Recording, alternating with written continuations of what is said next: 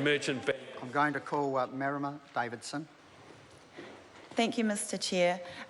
So we're on part two. The Greens absolutely oppose the Social Housing Reform Bill, and referring to part two, which essentially extends extraordinary and unprecedented powers to ministers who overstep the Housing New Zealand board at their own discretion, I understand. And this is where I want to go back to what Minister Nick Smith referred to when he tried to accuse the Greens of not supporting progressive housing.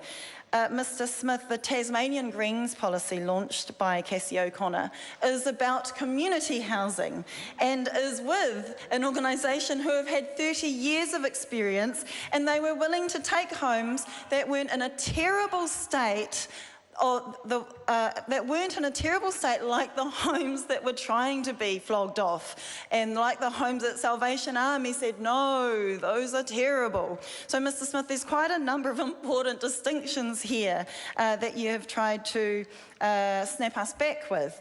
The Tasmanian Greens, in relation to part two, about transferring contracts at the minister's discretion, we would absolutely welcome good community housing programs. That is absolutely the Greens policy, and I said it yesterday in my speech to the House.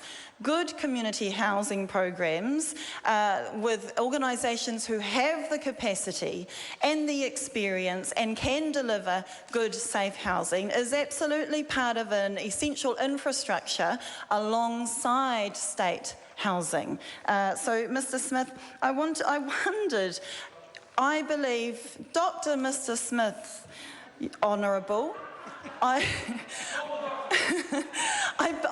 do not believe that you were able to answer my colleague's question when member Kevin Haig was asking, is it truly necessary, as it says in part two, that these huge powers be conferred upon the ministers to achieve community housing?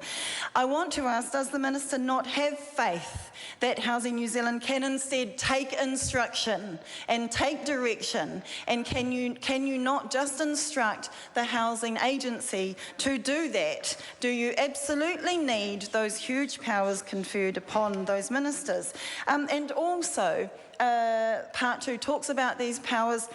Has the government considered the risk that this transfer of power puts the ministers in, open to allegations of corruption, open to actual corruption? And we have certainly seen... Order. The member can't say, can't imply actual corruption. That is an unparliamentary term, and I ask the member to withdraw that comment. I withdraw that comment. Thank you, Mr. Speaker, for that guidance. Thank you, Mr. Chair, for that guidance.